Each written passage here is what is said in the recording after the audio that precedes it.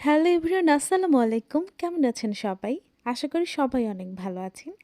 আজকে আমি আধা কাঁচা পেঁপেতে কী রয়েছে সেই সম্পর্কে আপনাদেরকে জানাবো এই শর্ট ভিডিওতে। আধা কাঁচা পেঁপেতে রয়েছে vitamin A, vitamin C, vitamin E এবং ভিটামিন বি।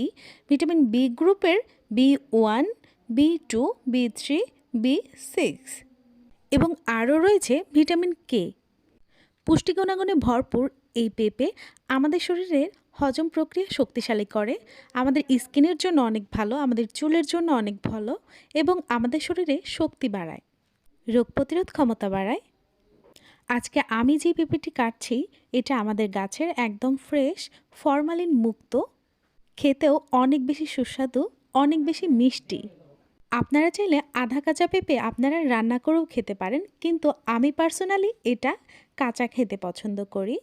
অনেক সময় সালাদ হিসেবেও খাই। পেঁপেগুলো খেতে অনেক বেশি সুস্বাদু।